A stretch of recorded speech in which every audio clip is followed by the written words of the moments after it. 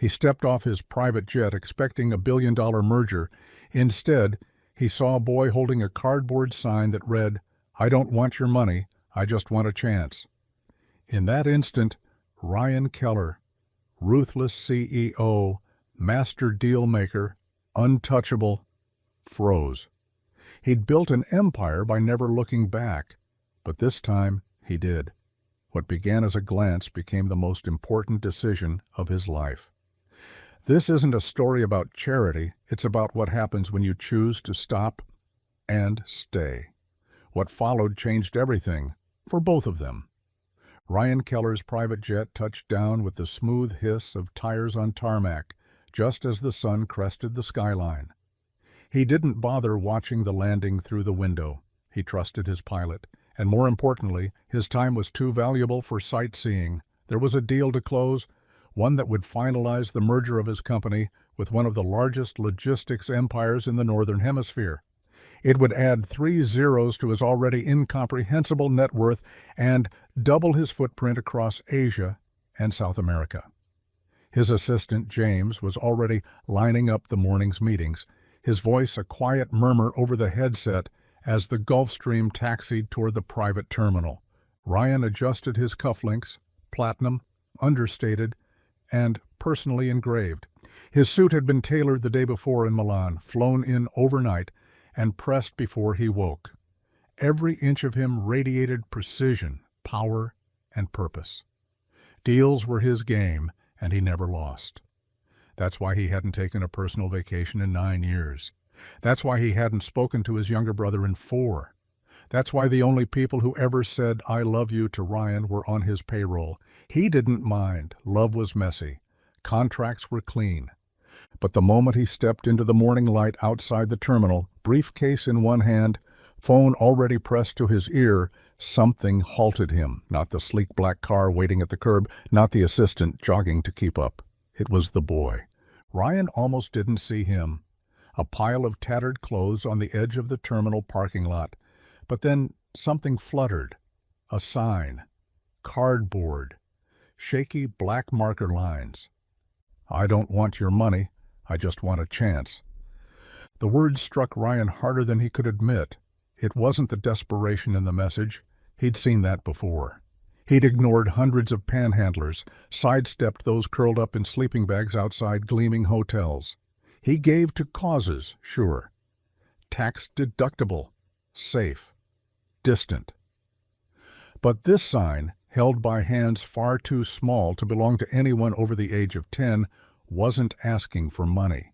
It was asking for what Ryan had built his entire empire on: opportunity. The boy sat cross-legged, maybe 11 or 12, though thin enough to pass for younger. His clothes were mismatched and stained, a hood pulled low over tangled hair. But his eyes, they were fixed straight ahead, not looking for pity, just waiting, like someone who believed, somehow, that someone might actually stop. Ryan didn't realize he'd frozen until James cleared his throat behind him. "Sir, the car's here." Ryan blinked. He looked back down at the cardboard, at the boy gripping it like it was the only thing he owned in the world. And before he could talk himself out of it, before the years of corporate muscle memory could drag him forward, he took a step toward the boy, then another. James called after him once, then fell silent. Ryan didn't stop walking until he was standing directly in front of the kid. The boy didn't flinch. He didn't look up with wide, grateful eyes. He just kept holding the sign. Ryan crouched, the cement cool beneath his polished Italian shoes. "You don't want money," Ryan said, his voice low, even. "What kind of chance are you looking for?" The boy shrugged one bony shoulder. "Anything," he said quietly. "Work? School? A place where someone notices if I'm not there." The last part, that landed like a punch. "What's your name?" "Eli." "Where are your parents?" Eli hesitated, then lowered the sign to his lap. "Gone." "Foster system?" 3 times, ran from the last one. He looked up finally. "Not looking for sympathy, mister. Just tired of being invisible." Ryan stared at him. This kid didn't blink, didn't beg, didn't smile to make himself more likable. He was just raw, real. And something inside Ryan, something buried under years of negotiations and power plays, shifted.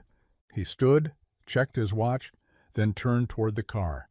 "James," he said, "get the car out of the sun. We're going to be a while." James looked like he wanted to argue, but knew better. Ryan turned back to Eli and reached into his inner coat pocket, not for his wallet, but for a business card. The thick kind, embossed. He handed it over. "That number goes to my direct office. My assistant's name is Lena. You tell her I said to give you a week's stay at the Westlake Hotel. That's 2 blocks from here. Clean clothes, 3 meals a day. There's a prep academy that runs a mentorship program for kids like you. I'll get you in. You'll get a shot. But you have to take the first step. You have to show up." Eli stared at the card like it might disintegrate in his hands. "Why?" Ryan hesitated. "Because someone should have done it for me." He turned and walked back toward the car. The world snapped back into place. Asphalt, heat, schedules, markets. James opened the door without a word. Ryan slid inside, but didn't open his laptop. Instead, he looked out the tinted window at the boy still sitting in the shadow of the terminal, his small fingers tracing the edge of the card like it was made of gold. And for the first time in his life, Ryan Keller arrived late to a meeting. And didn't care. Eli didn't go to the hotel that night. Ryan told himself not to be surprised. Kids like that didn't trust easily. Maybe the card had already been tossed. Maybe the boy hadn't believed a man in a $1,000 suit would mean a word of it. Maybe he'd never meant to take the offer at all. Maybe just holding the card had been enough to feel, for a second, like the world might still care. But the next morning, when Ryan walked into his office suite, long before his team arrived, he saw a figure slumped in one of the lobby chairs. Eli. His hoodie was cleaner than yesterday, like he'd found a bathroom to scrub the dirt off. His shoes were still too big, and his jeans were cuffed. But he sat up when he saw Ryan, gripping the armrests like he expected to be thrown out. Ryan stopped. "You came," he said simply. Eli shrugged. "Didn't think you meant it, but figured I had nothing to lose." Ryan nodded once, then turned to the receptionist's desk, where Lena was just arriving, coffee in hand. "Lena, this is Eli," he said. "Can you call Westlake, get him checked in, and call Crestview Academy. Let them know I'm sponsoring a new candidate. Full ride. I'll take care of the paperwork." Lena blinked once, but to her credit, she didn't ask questions. She just set down her coffee and picked up the phone. Ryan turned back to Eli. "You hungry?" Eli hesitated, then gave a nod so small it was barely perceptible. "Come on," Ryan said, motioning toward the elevator. "Let's get breakfast." They went to the restaurant on the 50th floor, one of those places with glass walls and a waiting list months long.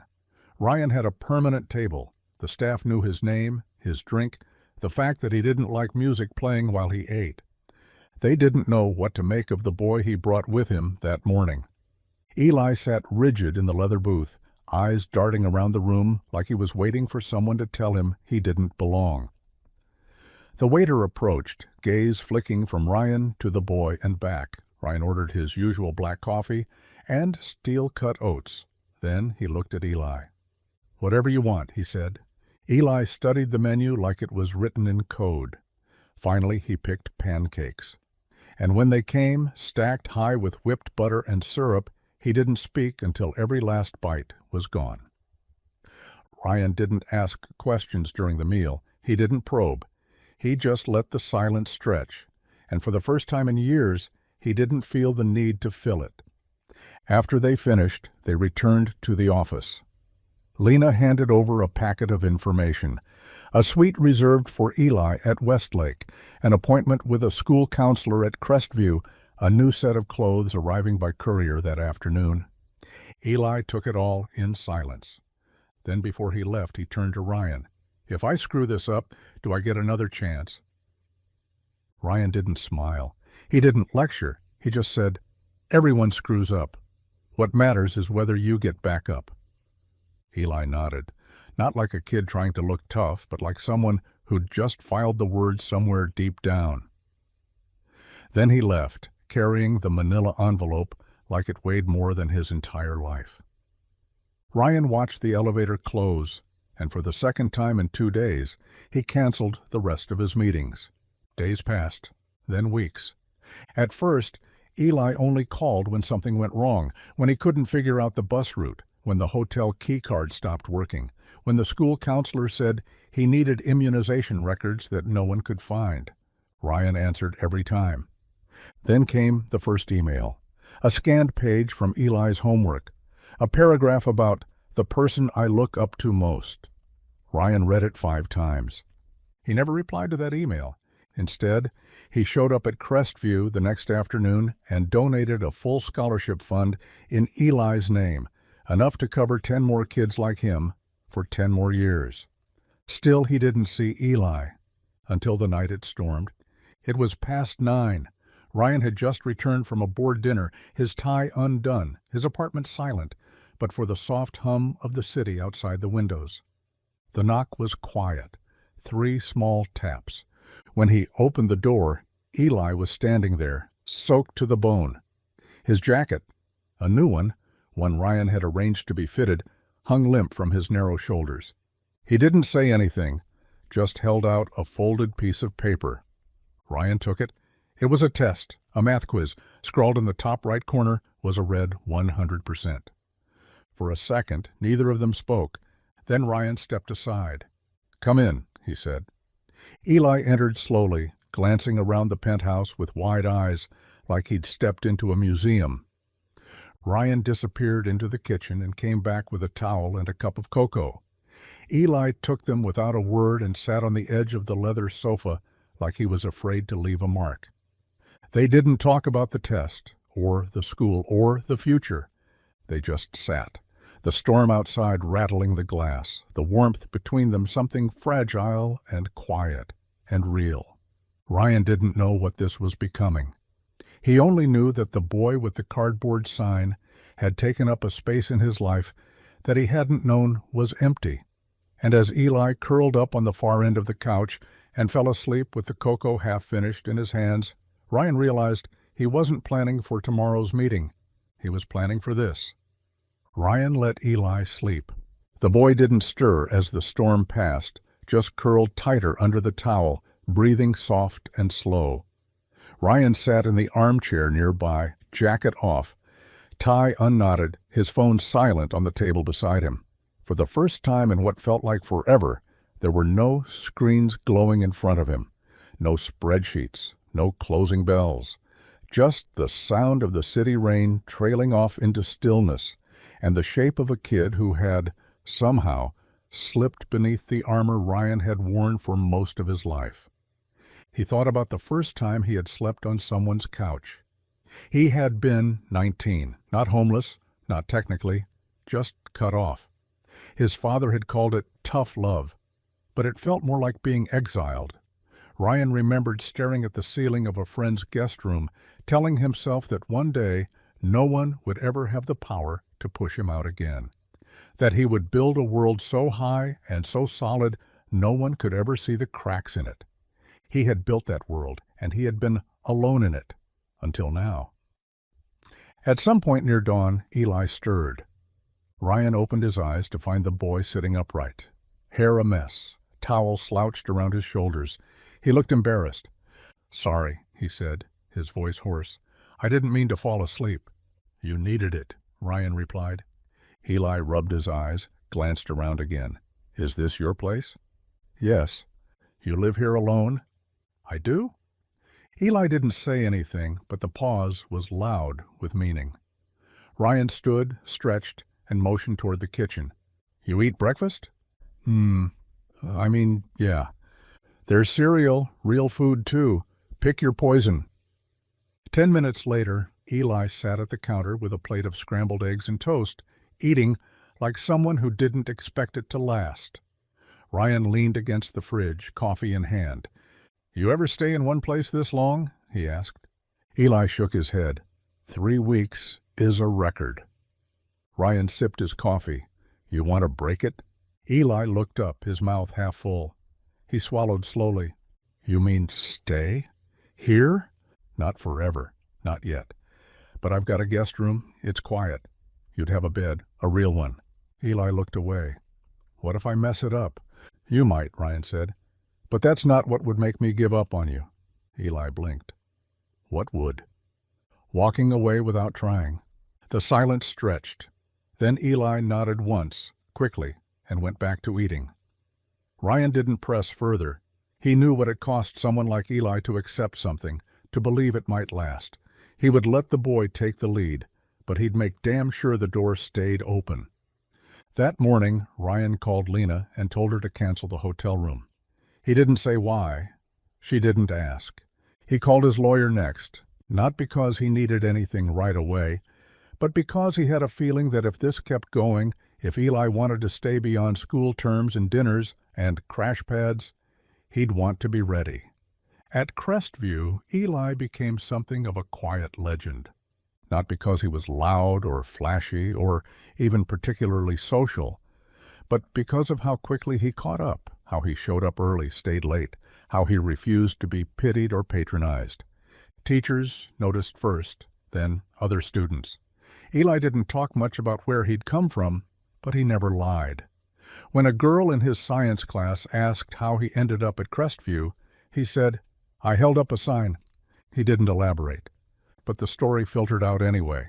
A CEO, a cardboard sign, a kid who hadn't asked for money, just a chance.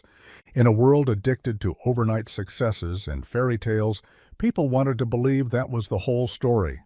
But Ryan and Eli both knew better, because behind every good headline was the day-to-day grind of figuring out how to live together. There were hard nights. There were small explosions.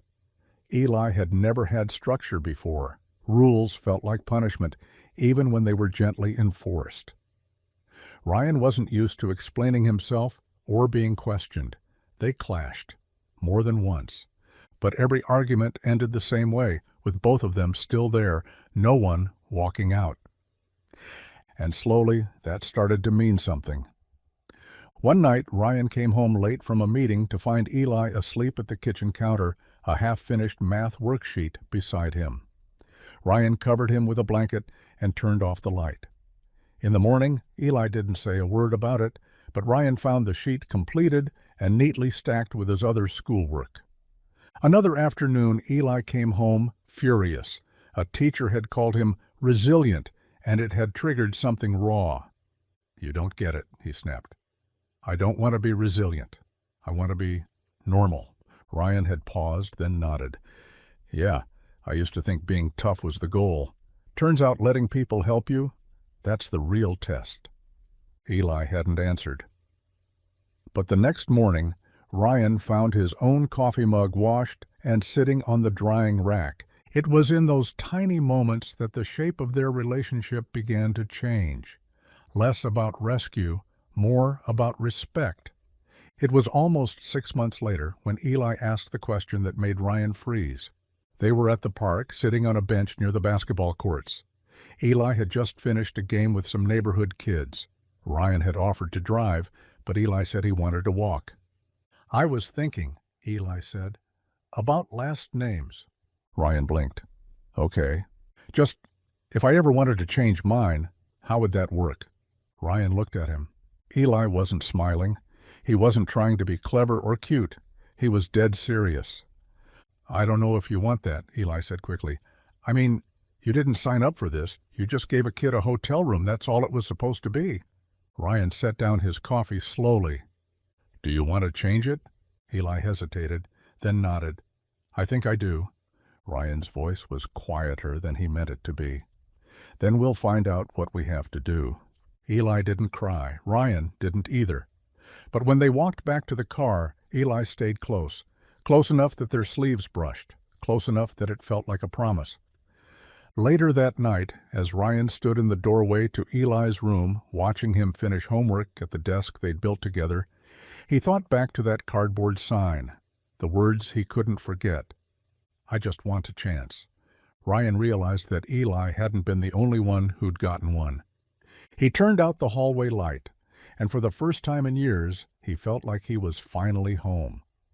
The paperwork wasn't simple. Even with Ryan's resources, lawyers, connections, influence, the process of legal guardianship took months. There were home studies, background checks, interviews with counselors, character affidavits. Ryan submitted them all without hesitation.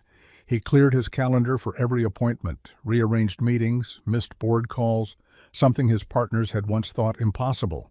When they asked why, he didn't offer details, just said, "There's something more important right now." Eli came to every legal meeting he was allowed to attend, sat beside Ryan in a blazer 2 sizes too big. Shoes shined as best as a 12-year-old could manage. He listened carefully, asked questions no one expected him to understand. Ryan watched him navigate it all with a mix of awe and heartbreak. So young and already so used to systems that didn't care how tired he was or how badly he wanted to be done. One night, after another round of paperwork and notarized forms, Eli wandered into Ryan's study while he was on a late call. He didn't say anything, just curled up in the corner armchair with a blanket and a book from the shelf. Ryan kept talking, a quiet conversation about asset restructuring, but every few seconds his eyes flicked to Eli, as if needing to confirm he was still there. After he hung up, Ryan crossed the room and sat on the ottoman in front of him. "You know," he said, "you don't have to be part of all this. If it's too much—" "I want to be," Eli said quickly. Then, softer, "If I don't show up, someone might think I don't care." Ryan felt something shift in his chest. "You showing up is more than enough. You just being here, that's what matters." Eli didn't answer, but the way he folded the blanket tighter around himself felt like a response. Weeks turned into months. They celebrated Eli's 13th birthday quietly, just the two of them, with pizza and chocolate cake from a downtown bakery. Eli didn't ask for gifts, just asked if they could have dinner without phones or work talk. Ryan agreed instantly. Halfway through the meal, Eli leaned back in his chair and asked, "What were birthdays like for you?" Ryan had to think. The truth was, he barely remembered. "Busy," he said finally. "There was always some trip or meeting. My dad gave me a check. My mom usually forgot." Eli nodded like he understood, even though he probably didn't. Not completely. But maybe he knew what it was like to be noticed late. Too late. "Well," Eli said, chewing a mouthful of cake, "this one's better. You remembered. I always will." It was the kind of thing that might have sounded empty from someone else, but Eli just smiled and pushed the rest of his slice toward Ryan. "Here, you can have the last bite." Ryan didn't take it, just sat back and looked at the boy across from him, the boy who had once held up a cardboard sign and dared to believe someone might read it. "You're not just a chance anymore," he said quietly. "You're family." Eli's eyes didn't shine. He didn't cry. He just nodded once, as though he'd already known. By spring, the final hearing was scheduled. It was quieter than Ryan had expected. No reporters, no grand speeches, just a plain courtroom, a patient judge, and a stack of folders that represented the last few months of their lives. Eli wore the same blazer, this time with sleeves tailored to fit. Ryan wore a charcoal gray suit, the same kind he used to wear to billion-dollar meetings. But this time, he was nervous in a different way. Not because he might lose something, but because he might finally gain something he never knew he'd needed. When the judge asked why he wanted guardianship, Ryan spoke carefully. "Because this boy matters," he said. "Because he asked for a chance, and I realized I needed one too." The judge reviewed the paperwork. She looked over her glasses at Eli. "And you, young man? You agree to this?" Eli stood, straightened his shoulders. "Yes, ma'am, I do." The judge nodded, then signed the paper. It was done. Not a show, not a parade, just ink on paper and something seismic shifting quietly beneath the surface of both their lives. They walked out of the courthouse into the soft April sun. Eli turned his face to the sky for a moment like he was trying to memorize how it felt. "Can I still keep my sign?" he asked. Ryan looked down at him. "You still have it?" Eli grinned. "Folded up in my backpack. I thought about throwing it away, but now I think maybe I'll frame it." Ryan smiled. "I think that's a good idea." They walked back to the car, not talking much. They didn't need to. Something unspoken but solid moved between them now. Not obligation, not debt, just trust. And something that looked a lot like love. That night, Ryan came into the kitchen to find the old cardboard sign sitting on the counter. He picked it up carefully, eyes scanning the worn marker letters. "I don't want your money, I just want a chance." He ran his fingers across the edges, then turned it over. In smaller, newer handwriting, Eli had added another line. "Thanks for giving it to me." Ryan set the sign down, turned off the lights, and stood in the doorway for a long time, listening to the soft, steady rhythm of footsteps upstairs, the sound of someone safe in a place they could finally call home. A few days after the guardianship was finalized, something shifted in Ryan's house, not in the furniture or the layout, but in the air itself. Eli began leaving things around, not in a careless way, but in the unconscious way people do when they start to believe they belong somewhere. A sketch pad left open on the kitchen table, a hoodie draped over the back of a chair, a single worn sneaker left at the bottom of the stairs. Small artifacts of a life unfolding in real time. Ryan noticed every one of them. He'd never shared space with someone like this. His world had always been curated. Silent rooms, sharp lines, soft lighting, everything designed for efficiency and control. Now there were pencil shavings on the counter, toothpaste blobs in the sink. The faint, constant sound of music drifting down the hallway from Eli's room, usually instrumental, sometimes indie, once or twice an old folk song that Ryan couldn't identify, but found himself humming later without realizing it.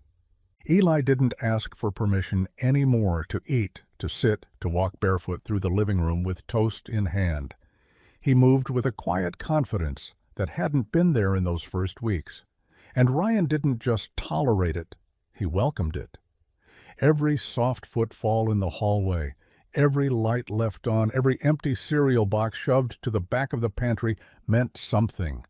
Eli was living here, not visiting, not surviving. Living.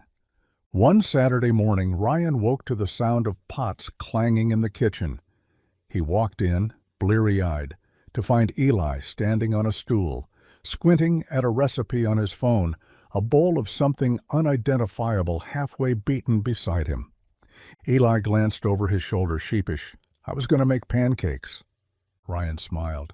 "I can see that. They might suck." "They probably will." Eli grinned. "Thanks for the support." Ryan poured himself coffee, sat down at the island, and watched the kids stir batter like it was a science experiment. They spent the morning burning the first 2 rounds, laughing over misshapen blobs that barely passed for food, and then finally getting it right. The pancakes weren't perfect, but they were real, sticky, sweet, made from scratch. Halfway through eating, Eli paused. "You think it's weird?" "What?" "This? Me? Us? How it happened?" Ryan set down his fork. "It's not weird, it's rare. Rare doesn't mean wrong." Eli looked relieved, but still thoughtful. "Sometimes I think if I'd been anywhere else that day, if you hadn't been there." Ryan interrupted gently. "I don't think it was an accident." "You don't?" Ryan shook his head. "Some things just line up when they need to." Eli went quiet for a while, then nodded slowly, as if deciding to believe that, at least for now. Later that afternoon, Ryan passed by Eli's room and saw the door open. Inside, the boy was sitting cross-legged on the bed, the old cardboard sign now framed and propped on the bookshelf. Below it, on a clean sheet of paper taped to the wall, Eli had written something else. Day 1. No explanation. Just those 2 words, but Ryan understood immediately. This was Eli's first day forward, The first one that wasn't defined by loss or escape or the past, just the beginning of something new, a marker of permanence. A week later, Ryan came home late to find Eli asleep on the couch again, a movie still playing on the screen. He looked so at peace, so fully here, that Ryan didn't dare wake him. He covered him with a blanket, turned off the television, and stood there for a long moment, remembering a very different boy, with a very different sign. He thought about all the decisions he might have made differently if he hadn't stopped that day. All the ways his life might have stayed the same, clean, orderly, empty. He didn't regret a thing, not the delays, not the court appearances, not even the hard days where everything felt like uphill. He was no longer just a CEO, not just a man in a sharp suit with a plane on standby. He was something else now. He was someone who came back, someone who stayed, someone who showed up when it mattered. He turned off the light and whispered, "Night, kid." Eli stirred but didn't wake, just turned slightly and smiled in his sleep. That was enough. Summer came. The city softened in the heat, slower, quieter, a little more golden around the edges. School let out the first week of June, and Eli brought home a final report card folded so crisply it looked laminated. He placed it on the kitchen counter with a grin that barely hid his nerves, then darted upstairs before Ryan could say anything. Ryan picked it up and read every line slowly. The grades weren't perfect, but they were solid, especially in math and history. And at the bottom, beneath the teacher's signature, were 4 words scrawled in pen. "He's found his footing." Ryan set the paper down and looked toward the stairs. "Hey, Eli," he called. The boy reappeared a second later, half hiding behind the hallway corner. "Yeah?" Ryan held up the report card. "This is excellent." Eli exhaled like he'd been holding his breath for a year. "It's not straight A's." "No," Ryan said, "but it's real. It's earned, and it means more than any transcript I've ever seen." Eli smiled wide then, all teeth. The kind of smile he didn't even bother trying to hold back anymore. Ryan opened his arms and Eli didn't hesitate, just walked straight into the hug, letting himself lean into the moment like he trusted it to last.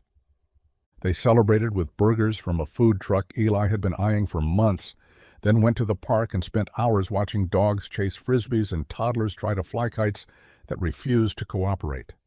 The world, for a few hours, felt absurdly simple. That night, as they sat on the balcony, watching the city lights flicker on one by one, Eli spoke up. "Do you ever think about the sign?" Ryan glanced over. "Every day." "I almost didn't hold it up." "Why not?" Eli shrugged. Felt stupid, like no one would care. Ryan was quiet for a long moment. "But you did it anyway." "Yeah." "And someone did care." Eli smiled faintly. "I still have it. You know, the real one, not just the frame." Ryan looked over, surprised. Eli nodded. "It's under my bed, with all the other stuff I don't want to lose." Ryan's chest tightened in that strange, specific way it always did when Eli reminded him that nothing, no possession, no number, no title, could ever matter as much as one safe place to keep the things you love. "Keep it," Ryan said, "for as long as you need." They watched the stars for a while, silent. Eli curled his legs up on the lounge chair, hood pulled over his head, the exact image of a kid who finally had nowhere to be but here. Later, just before going inside, Ryan said, "Hey, Eli?" "Yeah? I'm proud of you." Eli didn't answer right away, just nodded, slow and serious, like the words needed time to find a place to land. Then, softly, "Thanks. I'm proud of us." That night, Ryan stood outside Eli's room for a few minutes longer than usual. Not because he was worried, just because it still amazed him, even now, how full the house felt with just one heartbeat added to it. He thought about all the things Eli might become. An artist, a writer, a teacher. A man who stopped for someone else years from now because he remembered what it meant to be seen. He didn't know the shape of Eli's future. He didn't need to. He only knew that whatever came, they would face it together. And that was enough. Autumn came in quietly that year. The mornings turned crisp, the sidewalks littered with the first yellow leaves, and Ryan found himself waking earlier without an alarm. The rhythm of the house had changed, not just in the passing of seasons, but in something deeper, a kind of peace that settled into the floorboards, the space between footsteps, the way a home starts to breathe once it's no longer pretending to be just a building. Eli had started 8th grade, and with it came a heavier backpack, more complex homework, and the beginning of that subtle, slow transformation from child to teenager. His voice was starting to change, his questions becoming sharper. Sometimes he came home with a storm cloud in his eyes, dropped his bag by the door, and muttered something about teachers who don't get it. Other times he breezed through the door grinning, a new friend trailing behind him, the scent of cafeteria pizza, and something like joy clinging to his hoodie. Ryan adapted.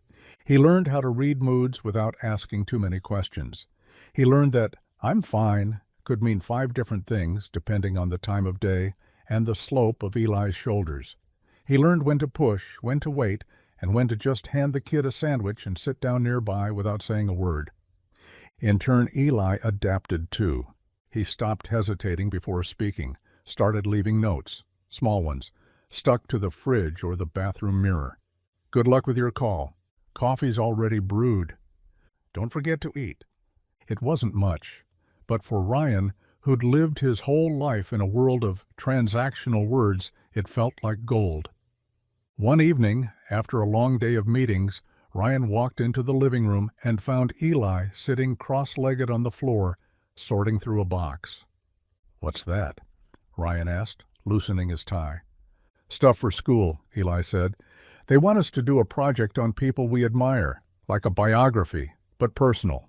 Ryan poured himself a glass of water, trying not to smile. "So, who's the lucky subject?"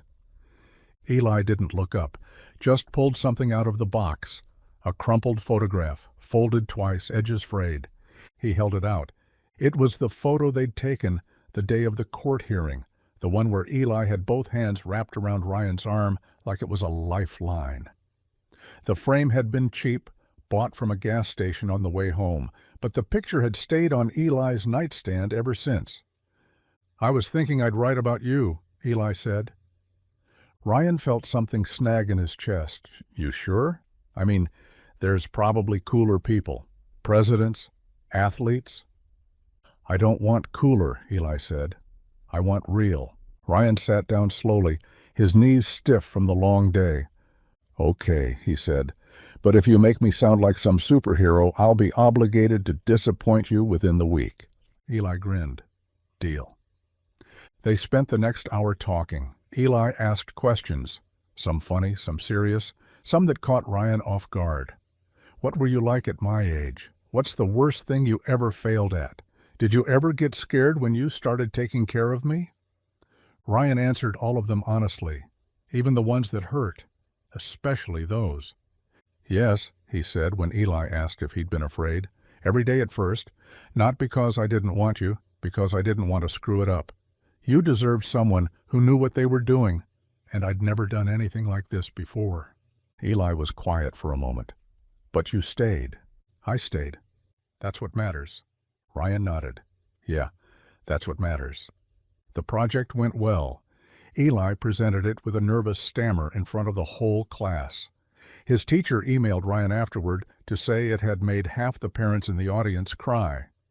When Ryan asked Eli about it later, the boy just shrugged. "I didn't say anything new, just the truth." Thanksgiving approached. Ryan asked Eli if he wanted to travel, New York maybe, or visit somewhere warm. Eli shook his head. "I kind of like it here, the quiet, us." So they stayed home, cooked too much food, burned the first turkey and ordered Chinese instead. Ryan taught Eli how to play chess. Eli taught Ryan how to lose at it, repeatedly.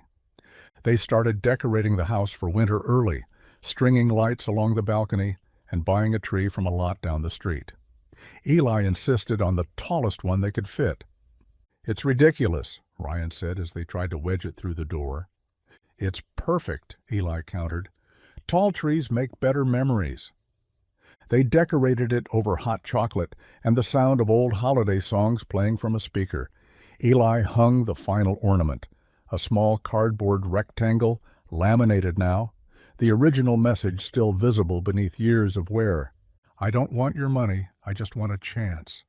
He clipped it to the highest branch he could reach, then stepped back, arms crossed. "Think it still fits?" he asked.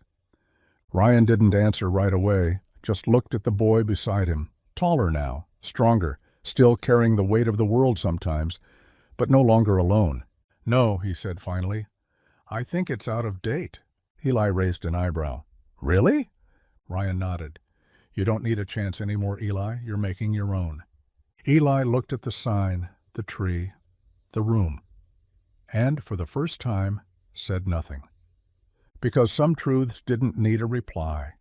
They just needed to be lived. Christmas morning came with snow, a rare thing in the city, soft and quiet and magical. Ryan woke before dawn, the house still and dim, the scent of pine and cinnamon from last night's baking lingering in the air. He stepped into the hallway and saw light spilling from under Eli's door, narrow and golden. He knocked once. "Come in," Eli called, his voice still raspy with sleep. Inside, the boy sat cross-legged on the floor in flannel pajama pants and a hoodie too big for him, one of Ryan's old ones. A small pile of wrapped presents sat beside him, carefully organized. His eyes lit up when he saw Ryan in the doorway. "You're up early," Ryan said. "So are you." Ryan stepped in and sat down on the edge of the bed. "You excited?" Eli nodded. "Mostly just glad." "Glad?" Eli picked up a box, rotated it in his hands. "That this year's different. That I knew it would be." Ryan reached for a gift and read the tag. To Ryan. From Eli. The handwriting was crooked, but bold. "Can I open this one?" Eli grinned. "I dare you not to." Ryan peeled the paper back carefully. Inside was a small wooden frame, handmade, clearly, with a photo tucked inside. It was from that first spring, the day they'd gone to the park after the guardianship hearing. Ryan was sitting on the bench, and Eli, legs swinging, was grinning up at him with a look of absolute trust. The moment had been captured by a passer-by and later printed by the school. Ryan stared at it for a long time. "You made this?" Eli shrugged. "Shop class. The frame's a little lopsided." "It's perfect." Ryan set the photo on the nightstand and leaned back, letting the moment settle in his chest. For someone who'd built his entire life on controlling every variable, he still couldn't quite believe how much one boy had changed all of it. "You want to open yours now?" Ryan asked, nodding toward the pile of gifts. Eli didn't rush. He opened each one slowly. Gloves, books, a hoodie from a band he loved, a sketch pad, a new pair of boots. But the last gift was the smallest, a jewelry box. Eli opened it and frowned, confused, then pulled out a single key on a silver ring. Ryan cleared his throat. "It's for the apartment." Eli looked up sharply. Ryan smiled. "Your own key, front door, elevator, mailbox. Thought it was about time." Eli held it like it was made of glass. "I've never had a key before." Ryan tried to keep his voice steady. "Now you do." Eli stared at it for a long moment. Then he stood, walked the 2 steps to where Ryan sat, and without asking, wrapped his arms around his chest and hugged him hard. Ryan held him close, one hand resting on the back of Eli's head. "I'm proud of you," he said into the boy's hair. "Every single day." Eli whispered into his shoulder, "I know. That's why I believe it now." They spent the rest of the day making pancakes, watching movies, and arguing over how to organize the record collection Ryan had never known Eli was curating in the spare bedroom. Snow fell outside, coating the streets in quiet. Inside, warmth settled like a heartbeat in the walls. That evening, after dinner, Eli walked into Ryan's office holding something behind his back. "I got you one more thing," he said. Ryan raised an eyebrow. I thought we agreed the limit was 5. Technically, this doesn't count. It's a re-gift. He handed it over. It was the sign, the original cardboard sign, the one Eli had held that day outside the terminal. But something was different. Written in small, steady letters beneath the original words was a new line. Thank you for stopping. You changed everything. Ryan didn't say anything at first, just let the weight of it sink in. Then he looked at Eli. No, he said softly. We changed everything. They stood there in the quiet, the city lights flickering against the window pane, and Ryan thought, not for the first time, how strange and beautiful life could be. That one day, one decision, one kid with a piece of cardboard could rewrite everything he thought he knew about purpose, about family, about love. Eli hung the sign back on the wall above his desk, and for the first time since they met, neither of them looked at it as a relic of survival. They saw it for what it had become, a beginning. Spring arrived the following year, not with a dramatic thaw or sudden bloom, but with a kind of quiet unfolding. Days lengthened, the chill in the air softened. Eli started biking to school again, his backpack bouncing against his spine. Hair windswept when he came home through the front door like a breeze had carried him there. He dropped his shoes at the door without thinking, dumped his jacket on the banister, and headed straight for the kitchen with a, "Hey, I'm home," like he'd been saying it for years. Ryan noticed these things. He noticed everything. There was a lightness to Eli now that hadn't existed before. It wasn't the absence of sadness. He still had hard days, still got quiet sometimes, especially when something reminded him of before. But it was the presence of something new.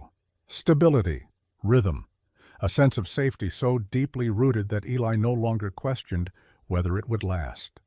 One afternoon, Ryan came home from a business trip to find Eli curled up in his office chair, laptop open, spreadsheets minimized, an email half-typed in the text field.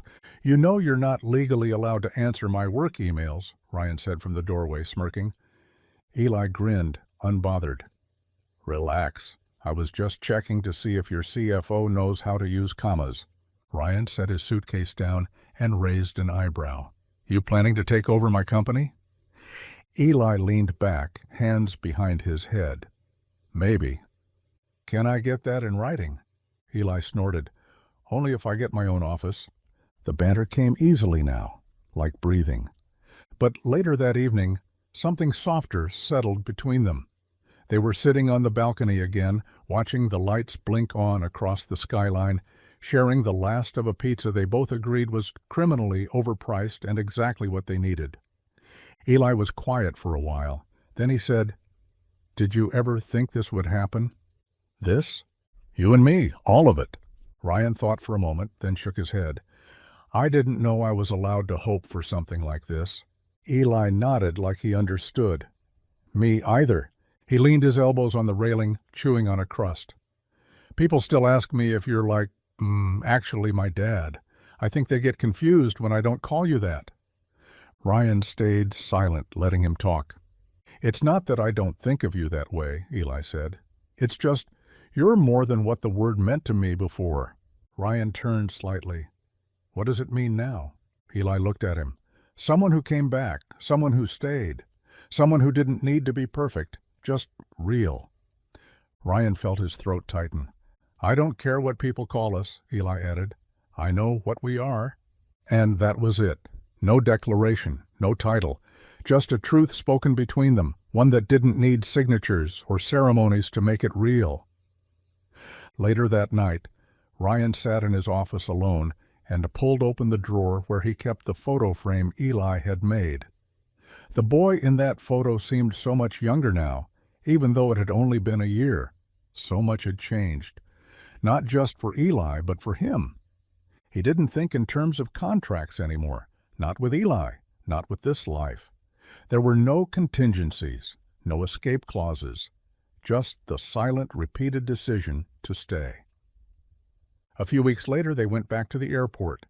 It wasn't planned. Eli had a school project, a community photojournalism assignment. He wanted to document places that had changed his life. The airport was stop number one. They parked in the garage and walked inside, the heavy glass doors opening with that familiar hiss of pressurized air. Eli stood in the terminal entrance, staring for a long time at the spot where he'd once sat with a cardboard sign. "It feels smaller now," he said. Ryan nodded. "You've gotten bigger." Eli turned, holding up his camera, and took a photo. Not of the terminal, of Ryan. "What's that for?" Ryan asked, raising an eyebrow. Eli shrugged. "For my page about you, about that day. I didn't do much. You did more than anyone else ever had." They stayed a few minutes longer. Then Eli tucked the camera back into his bag and said, "Okay, I'm done here." Ryan reached out, ruffled his hair. "Let's get out of here." They walked back to the car side by side, the hum of engines and announcements fading behind them. On the drive home, Eli rolled the window down and let the wind tangle his hair. He was humming something, an old song Ryan didn't recognize, and Ryan glanced over at him, struck by how much he looked like freedom in motion, like a future unfolding. When they got home, Eli went straight to his room to edit photos. Ryan lingered in the foyer, looking at the wall where the framed sign still hung. "I don't want your money, I just want a chance." He touched the edge of the frame and whispered, "You made good on it, kid." Then he turned off the hallway light and joined Eli in the living room, ready to look at whatever came next. Together. Summer came around again, full circle. The city buzzed with life, streets alive with festivals and music, scents of grilled food drifting through open windows. Eli had just turned 14, his limbs suddenly longer, his voice deeper. He no longer looked like the boy Ryan had found with a cardboard sign, not just because of the extra inches or better clothes, but because of the way he carried himself now. Head high, shoulders back, eyes that didn't flinch. Ryan had booked time off, real time off, for the first time in years. No board meetings, no backdoor negotiations, no just 5 minutes phone calls. Lena had threatened to break his laptop in half if he answered an email. He believed she meant it, so they went away. Not far. Just a cabin near a lake upstate. Quiet, clean air, no cell service. Eli brought sketch pads, headphones, and a stack of books. Ryan brought coffee, hiking boots, and a cooler full of groceries. For a week, they didn't talk about school or business or trauma or past lives. They fished terribly. Neither of them caught anything bigger than a leaf. They swam loudly. Eli challenged Ryan to cannonball contests off the dock. Ryan lost repeatedly. They made pancakes at midnight, lit a fire outside, and tried and failed to toast marshmallows without burning them. Ryan read aloud from a novel Eli liked, and Eli pretended not to enjoy it, even though he leaned closer each night. It was the kind of week that rewrote memories. On their last night, Eli sat cross-legged on the deck, staring out over the still water, the moon painting silver light across the surface. Ryan sat beside him, a blanket draped over both their shoulders, the air crisp but gentle.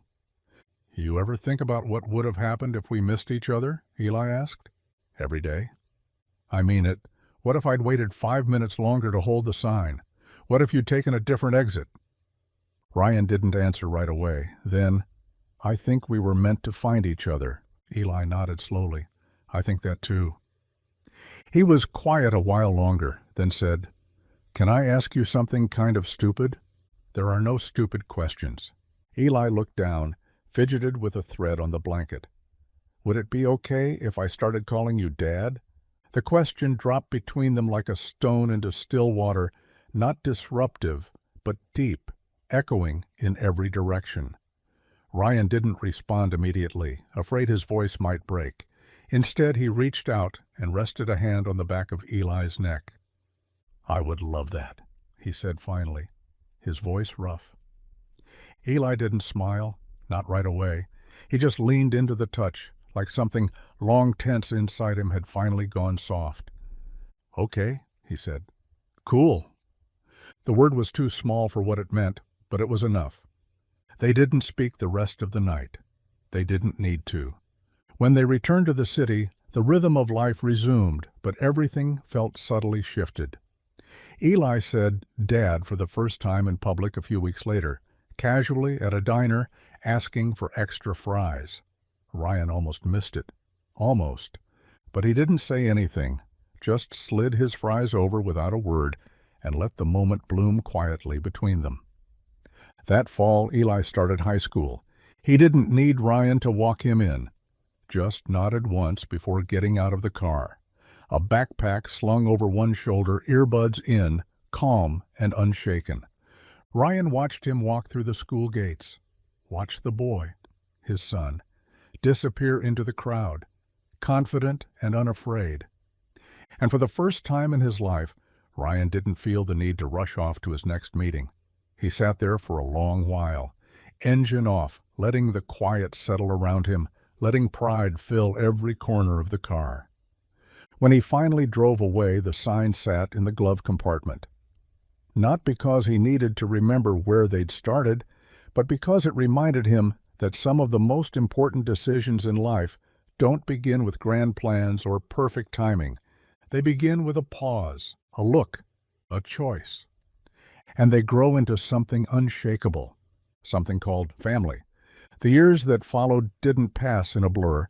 They unfolded deliberately, quietly, the way steady things do. Eli grew taller, his voice deepening into something steady and sure. He started wearing glasses when he read, grew attached to old vinyl records, and discovered a love for cooking that caught Ryan completely off guard one Saturday morning when he woke to the smell of homemade cinnamon rolls and a very flour-dusted kitchen. They still had arguments, of course. Some louder than others. Eli hated being told what to do. Ryan sometimes defaulted to control when he didn't know how to express concern. But the difference now was what came after. Apologies, conversations, laughter in the kitchen while doing dishes. The understanding that anger was just a shape love sometimes took before it learned to calm down. Ryan learned to listen better. Eli learned to trust harder. And in that learning, their lives folded into one another completely. When Eli turned 16, Ryan handed him a small envelope at breakfast. No big speech, no ceremony. Inside was a new ID, a new name, Eli Gray. Eli held it in his hand for a long time, thumbs brushing over the letters like they might disappear. "You okay with it?" Ryan asked softly. Eli nodded. "It's not just your name anymore." Ryan smiled. "No, it's ours." That summer they took a road trip. No itinerary, no reservations, just a map, a trunk full of snacks, and a car that had seen better years. They listened to Eli's playlists, stopped at roadside diners, argued over who had the better taste in music, Ryan lost again, and took photos, hundreds of them. Somewhere in Kansas, Eli turned and said out of nowhere, "This is the kind of thing I used to think only happened to other people." "What kind of thing?" Ryan asked. "Being wanted." Ryan didn't say anything at first. He just reached across the console and rested his hand on Eli's knee. "You were always worth wanting." Eli looked away, blinking fast, and turned up the volume on the stereo. But he didn't move Ryan's hand. Senior year came faster than either of them expected. Eli chose a smaller college 2 hours away, close enough to visit, far enough to stretch. He was accepted early, offered a scholarship, and when the envelope came in the mail, he tore it open, standing barefoot in the kitchen, shouting so loud Ryan nearly dropped his coffee. They celebrated with takeout and a late-night drive around the city, just the two of them.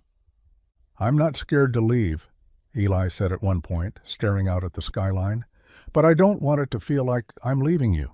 "You're not," Ryan said. "You're just expanding the story." They moved him into his dorm on a Saturday in late August. Ryan hung back while Eli set up his books, made his bed, strung lights along the ceiling. He didn't want to hover, But when Eli turned to hug him goodbye, arms tight and sudden around his shoulders, Ryan realized he needed the hug just as much. "I'll be back for dinner next weekend," Eli promised. "Bring laundry," Ryan said. They laughed, and Ryan drove home with an empty passenger seat and a full heart.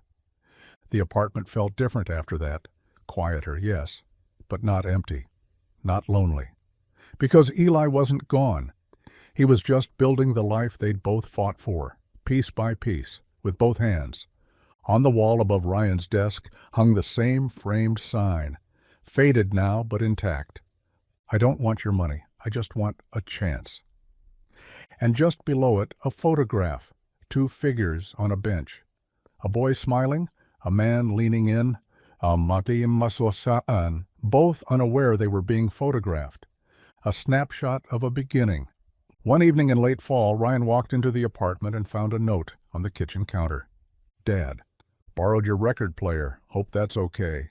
Also, cinnamon rolls in the oven. They're the good kind this time. See you Friday. E." Ryan read the note twice, smiled, and for a moment he just stood there, letting the warmth wash over him. Because some stories don't end, they just deepen.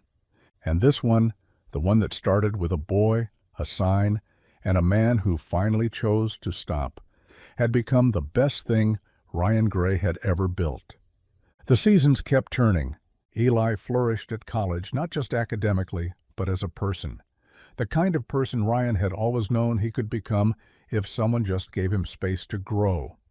He joined a writing group, started submitting essays to journals, and got a part-time job at a local coffee shop where he claimed the tips were terrible, but the people were fascinating. He came home most weekends, often with laundry, sometimes with questions, and always with new stories. Ryan kept his Saturdays clear for those visits.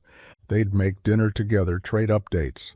Ryan about new company developments, Eli about a professor who assigned a 20-page paper on metaphors, and then they'd fall into their familiar rhythm of late-night movies or quiet music on the balcony, watching the city glow. Eli still called him Dad, always Dad, and Ryan never stopped being caught by it. The simple, casual way Eli said it, like it had always been that way. One day in Eli's sophomore year, a publisher reached out to Ryan. They were curating a series on modern family stories and had read a piece Eli wrote about his experience, a short essay called "Cardboard Signs and Real Fathers."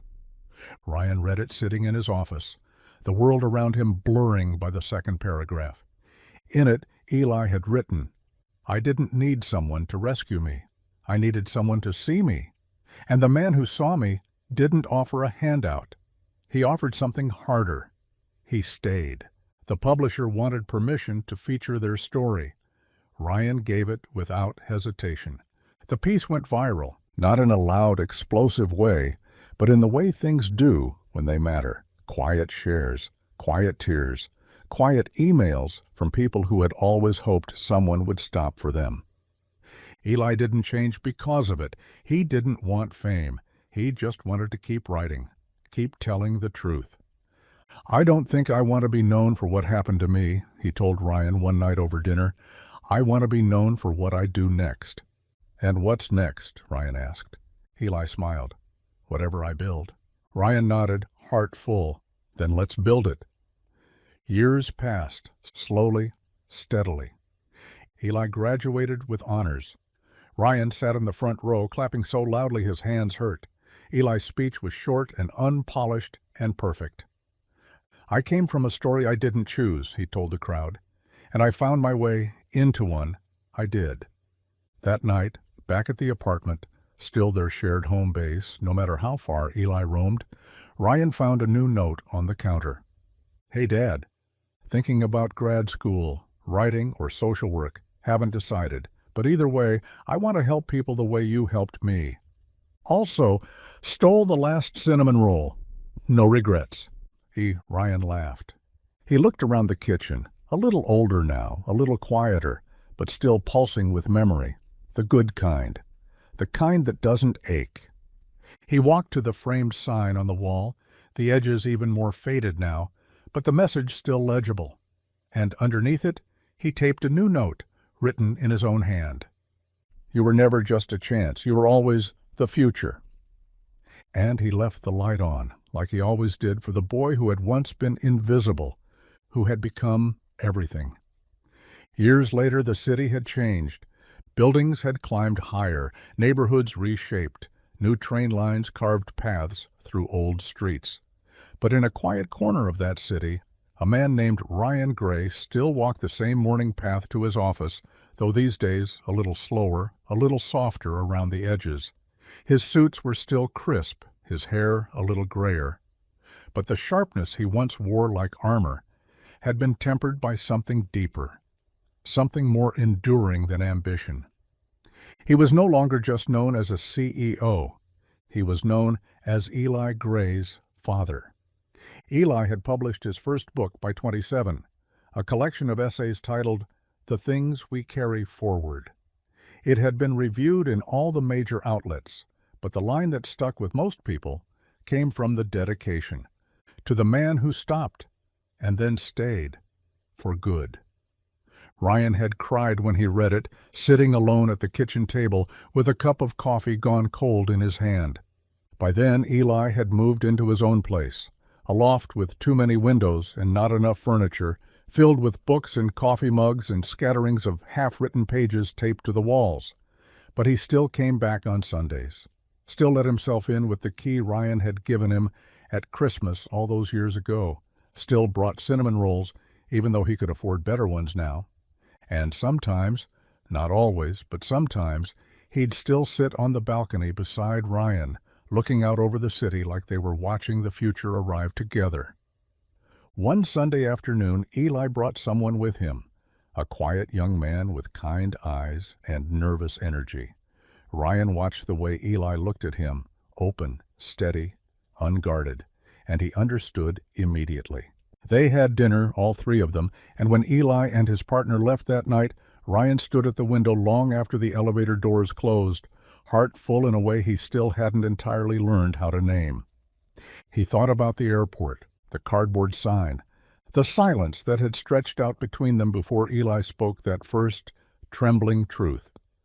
I just want a chance. And how, without even knowing it, Ryan had needed one just as badly. He didn't know, standing in that terminal years ago, that he was about to become someone's father. He didn't know he was stepping into the most important role of his life. He didn't know that one small act, one question, would lead to 1,000 answered prayers neither of them had ever dared to say out loud. But now, looking out over the city where it all began, he knew this. You don't need to save the world to change it.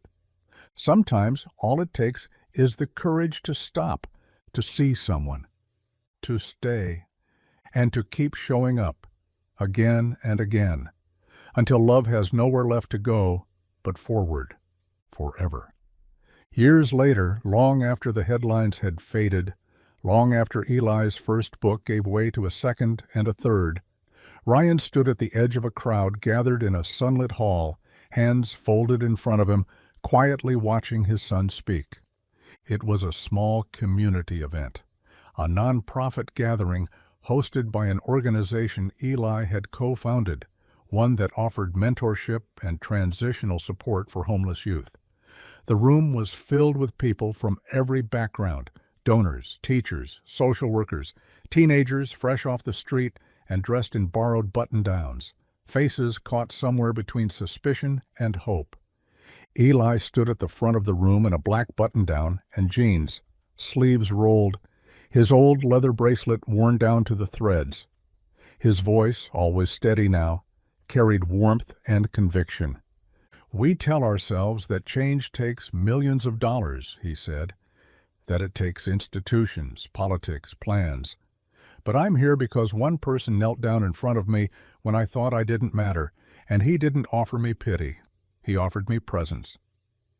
A murmur of attention rippled through the room. Eli smiled faintly, eyes flicking toward the back where Ryan stood. He didn't save me. That's not the story. The story is, he stayed. Long after it would have been easy not to. He gave me room to fail and space to try again, And because of that, I'm here." Ryan felt his chest tighten, not from sadness, not even from pride, but from the quiet, enormous gratitude of getting to witness your child become the person they were always meant to be. After the applause, after the pictures and the conversations and the questions from shy teens asking how he got out, Eli found his way to the back of the room, where Ryan waited with his usual soft nod and unreadable expression. "Good speech," Ryan said. "Bit light on jokes." "I'm saving those for the gala," Eli replied. They walked outside together into the late afternoon light, the city wrapped in warmth and birdsong. Eli adjusted the strap of his bag and looked over. "You okay?" Ryan glanced at him. "I'm more than okay." Eli nodded, quiet, then, "You know, I still have the sign." Ryan looked at him, a smile tugging at the corner of his mouth. "You keep saying that. One day I'm going to ask to see it." "I'll show you," Eli said. "Eventually, when it's time."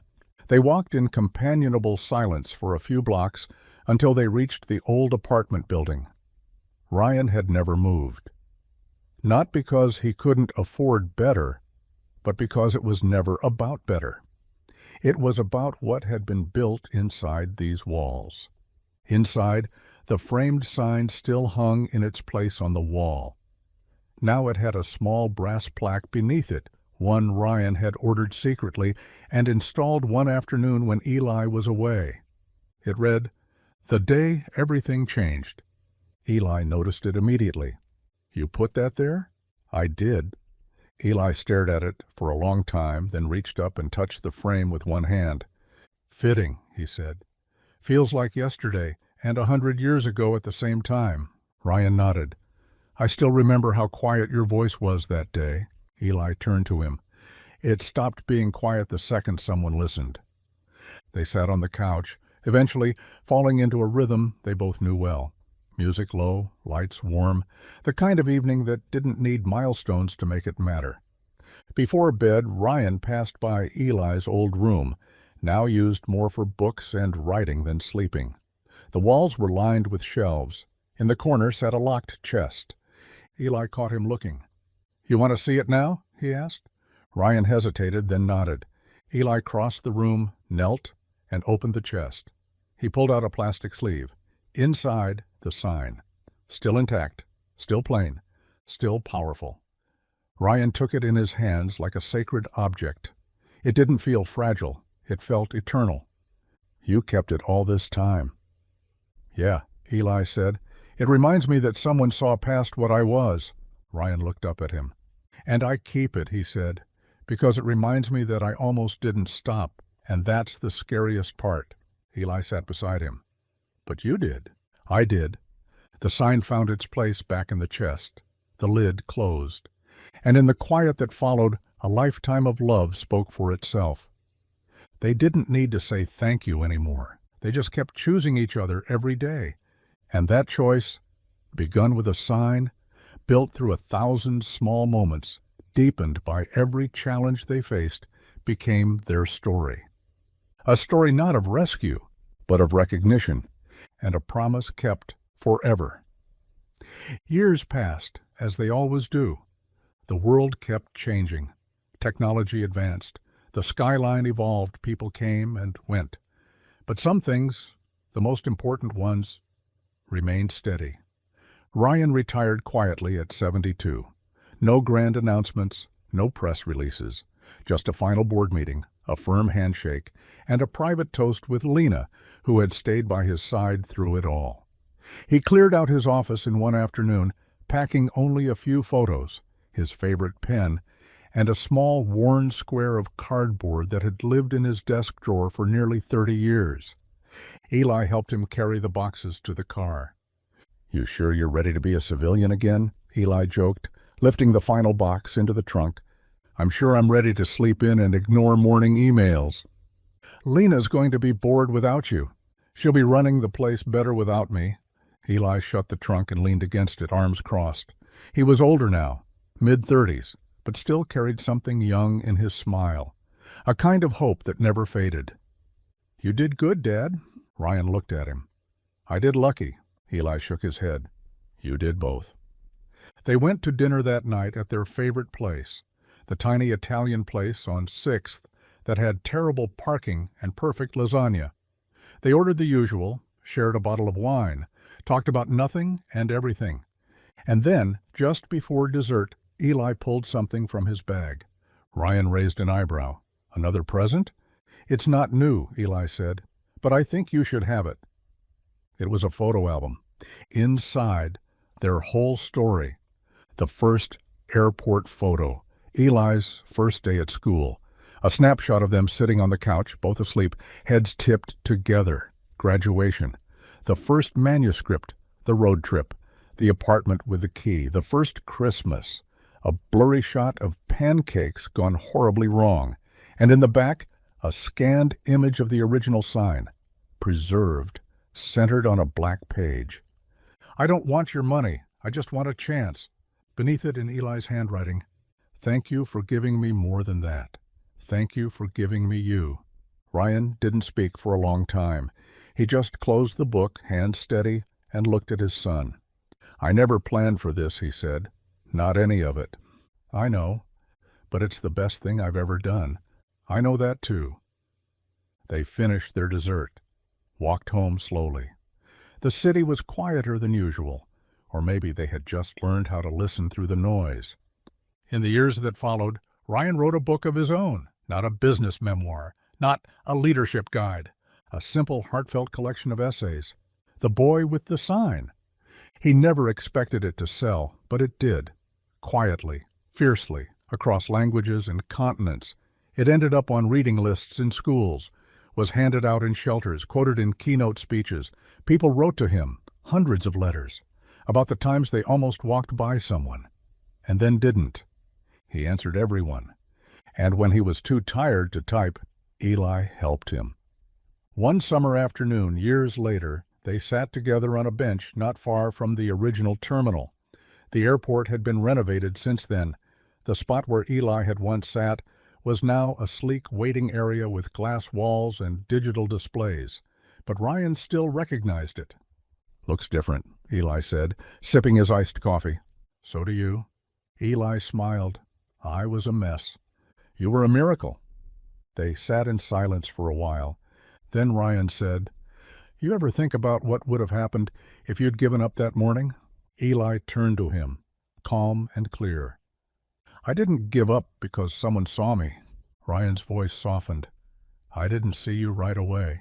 But you stopped. Ryan nodded. Yes, I stopped.